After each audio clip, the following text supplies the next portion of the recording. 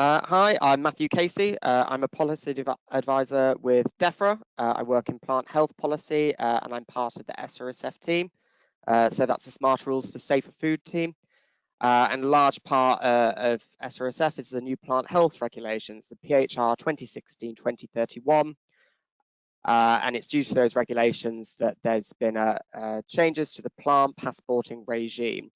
And today I'll be running you through the main changes of that regime under the new plant health regulations. So what I'll be going through is EU plant passports. I'll give you an introduction to their purpose, the wide and scope of plant passports under the new regime, how to become authorised to issue plant passports, the content and format of the plant passport, how to attach your passport, our policy around auctions and shows, and our approach to non-compliance. And then I'll point you to some communications resources to help you find more information going forward. So just an overview of plant passports under SRSF. So the scope has been widened to include all plants of planting, as well as some seeds and other plant products. There is a new, clearer format to the plant passport to ensure better consistency and recognisability across the Union. And the scope within the supply chain has changed. So passports are now required down to retail level and in some instances to final users buying for personal use. The system of authorization to issue plant passports, requirements around record keeping, as well as the labels themselves will improve assurance and traceability throughout the supply chain. And through this presentation, I'll provide a bit more detail on those topics as well. So first things first, I'll go through the widened scope of plant passports. So what is the purpose of the widened scope of plant passports? So these new regulations, these new plant health regulations, they're allowing us to move from a more reactive approach to plant health to a more proactive approach to plant health. So the requirement for plant passports to be provided down to retail level and the capturing of distance sales, that mostly means online sales, means all traders of plants must be known to the competent authority and will have plant health obligations, whether they're a nursery, a landscaper, a high street retailer, or selling solely online. So what plants and plant products will require a plant passport? So under the new regulations, scope of plant passporting will be wider than before. The new lists will include all plants of planting other than seeds. So plants of planting means plants intended to remain planted, to be planted, or to be replanted. A full list of plants and plant products which require a plant passport under the new regulations is available on gov.uk. And there'll be links at the end of the presentation. Some plants and plant products also require a plant passport for a protected zone. This includes a lot of timber products in particular, but it also includes many palm species, species such as Amelanchier and also hibiscus. The UK has more protected zones than any other country in the European Union, and there are other protected zones throughout the European Union. So essentially a protected zone is an area of the Union that is recognised to have freedom from a pest that is present in other parts of the European Union. So in order to issue a protected zone plant passport, you must say that your consignment is free of that specific pest, so that that pest does not enter that specific protected zone. The widened scope of plant passports also includes new movements which are covered by the regime. So the widened scope of commodities is not the only change to the plant passport regime.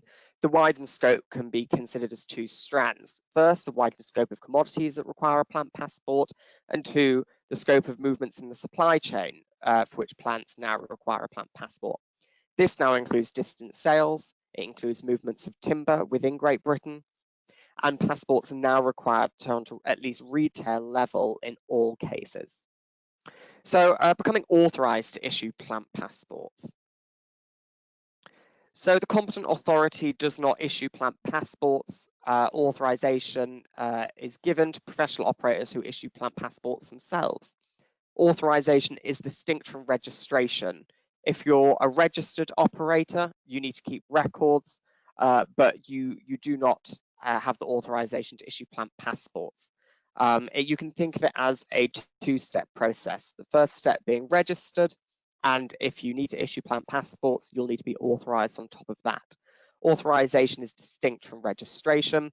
the new requirements set out in the plant health regulation that state how you should be authorised include that in order to be authorised, the operator should have knowledge of pest biology, best practice in pest prevention and eradication planning, and the operator must have systems and procedures in place to fulfil obligations regarding the traceability of consignments. So if you're authorised to issue plant passports, that's saying that you have met a minimum standard of plant health. Whereas if you're registered, that merely means that you've given basic details to the competent authority, for example, the activities you carry out, your address of your premises, things like that. Being authorised to issue plant passports actually shows that you've met a minimum standard of plant health, and issuing the plant passport is a label associated with that. So we're already authorising operators to issue plant passports, and we're developing an audit framework so that they are audited consistently later in the year. We rolled over the authorisation of existing operators. That's those who were authorised before the 14th of December 2019, and that's the date we're using. That's the date that the regulations became legally applicable and were implemented. Retailers will need to be authorised if they wish to issue their own plant passports. And if you're a legally recognised cooperative, you may be subject to a single authorisation. So what does being authorised to issue plant passports actually mean in practice? So anyone dealing professionally in plants and plant products must be registered with the competent authority, but only those issuing plant passports must be authorised to do so. So in order to issue plant passports, operators will be audited to ensure they have the necessary systems in place to identify and tackle pests of the plants they trade in. An operator must also meticulously examine their plants before issuing a plant passport for them. So the passport is not just about traceability, it's about showing that it's assurance that that particular consignment has been found to be free from plant pests and diseases, and that examination has been carried out by an operator who's been audited by the competent authority to show that they reach a minimum standard of plant health and that they have knowledge of the pests of the plants they trade in. So record keeping. So record keeping is an obligation for any registered operator, so not just those authorised to issue plant passports. So if a supplier sends a plant passport in the form of a label, it can be stored physically or digitally. You do not need to record the labels actually attached to the consignment themselves. Your supplier could send you a digital copy of the plant passport for record keeping purposes. So if you've issued a plant passport, you must record the professional operator to whom the trade unit concerned was supplied and the information within the plant passport. That does not have to be a physical copy of the plant passport or an exact digital copy of the plant passport. If you're a professional operator that has received a plant passport, you must record who supplied you with any plant passport you receive. So essentially, any plant passport you receive, you need to be able to identify in your records who supplied you with it. So that doesn't necessarily mean you have to record the plant passport itself, but that might be the easiest way to keep thorough records. If you're a professional operator that has supplied a plant passport, you must record who you supplied that plant passport to. Now, this is really where the traceability comes in on the record keeping. And this is how we fulfill the traceability purpose of the plant passport, is through this record keeping system. So your records need to be able to, in the event of an outbreak, allow inspectors to be able to trace where plants have come up the supply chain. So now I'll go through the content and format of the new plant passport. So what information is required in a standard plant passport? So this is a basic layout. So you have the EU flag in the top left, that can be in black or white or colour, and the words plant passport to the right of that. And then you have parts A, B, C, and D. So part A is the botanical name. That should be genus and species name. If a species name isn't available, we will accept the genus name. We are not accepting family names. Part B, so that's the country code of the issuer. So the country code for the UK, including Northern Ireland, is GB, followed by a dash, followed by your registration number. Part C is the traceability code, and part D is country of origin. So you can see that some of these are very small. On the right, you can see an example of a very small plant passport on the care label of a peace lily. So as you can see, the plant passport is part of the care label, and that's perfectly fine. What's important with plant passports, they can go on a label with other information, but they need to be distinct from the rest of the information on that label. So in this example, you can see that the peace lily plant passport is on the care label, but it's in its own little separate box. So the EU flag, as I said, can be printed in colour or in black and white. Then there's the words plant passport in English, and if relevant, in one other official language of the Union, to be separated by a slash. And Part A is the botanical name. So Part B, so the two-letter code for the member state in which the professional operator issuing the passports is registered, followed by the alphabetical, numerical, or alphanumerical national registration number of the professional operator concerned. And then Part C is a traceability code. So all passported plants require traceability codes if they are not ready and prepared for the final user. And Part D, so where applicable, the two-letter code for the member state, or where applicable, the name of the third country of origin and the two-letter code of that country. So for the UK, that's GB. For the Netherlands, that's NL.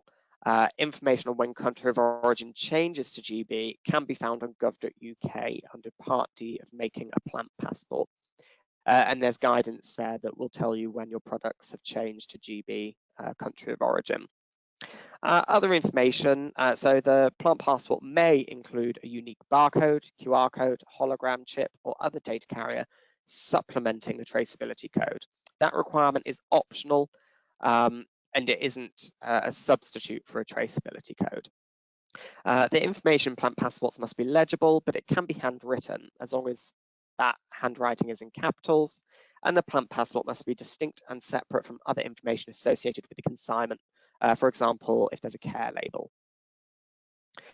So for a plant passport for a protected zone, it's very similar. So you have the words plant passport PZ in English, and if relevant, in one other official language of the Union, separated by a slash. So below that, you have the PZ code. So the PZ code is the scientific name of the quarantine pest, or alternatively, the EPO code specifically attributed to the pests in question. Apart from that, the other details are the same. And a list of protected zone quarantine pests and their respective scientific names and EPO codes can be found on gov.uk. So what information is required when a plant passport must be combined with a certification label? So the plant passport is merely combined with the existing certification label with the EU flag and the words plant passport, and if applicable, a PZ code above the existing certification label information. So certification labels are governed by other legislation. A list of seeds for which a plant passport combined with a certification label is required is now available on the plant health portal, and that's live now. And there's a table there on the plant health portal in the relevant document outlining in what cases you need to combine your plant passport with the certification label.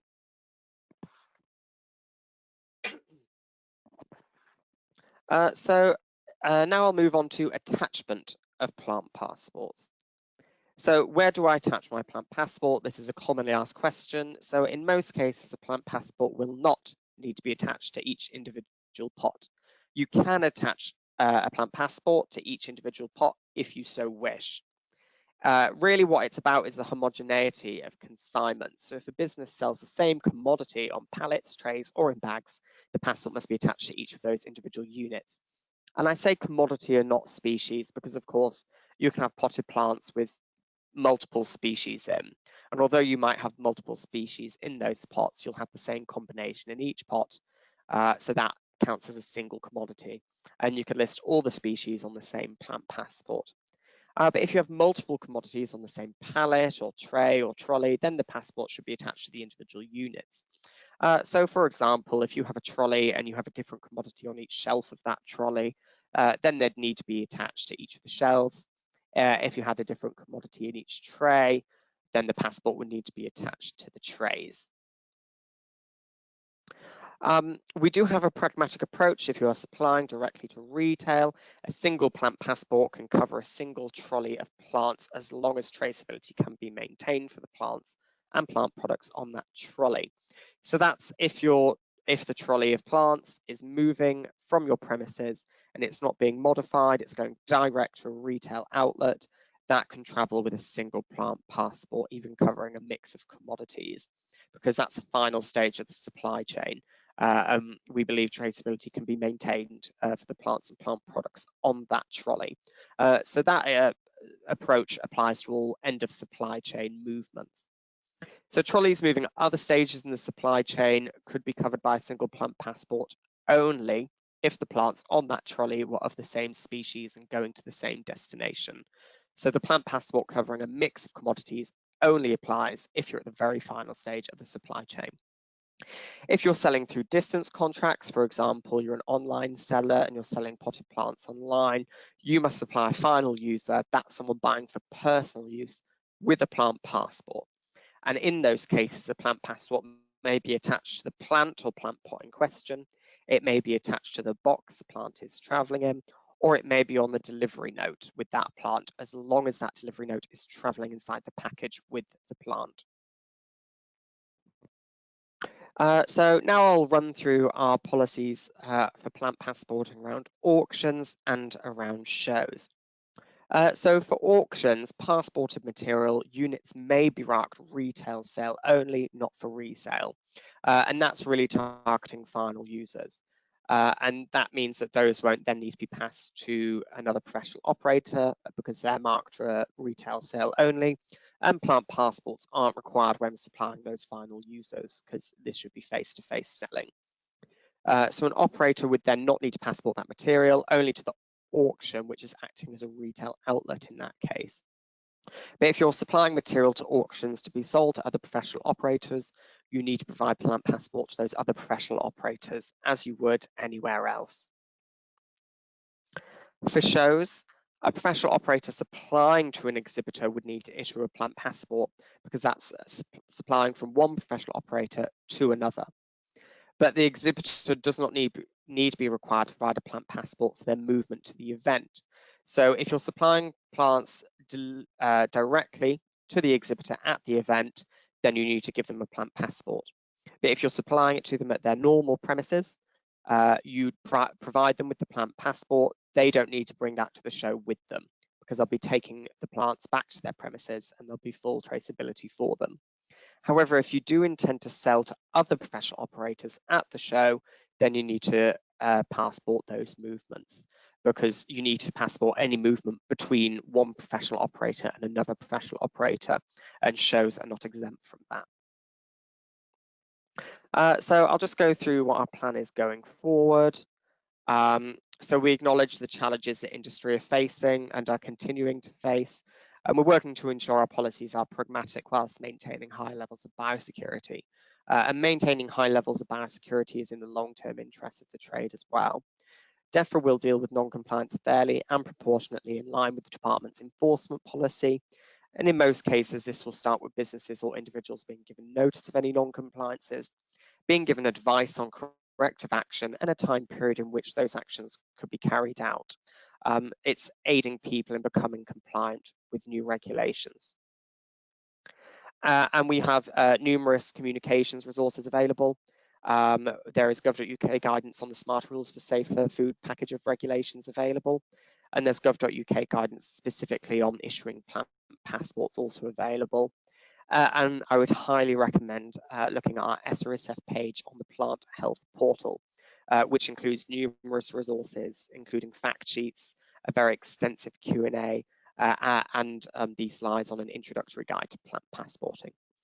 So thank you very much.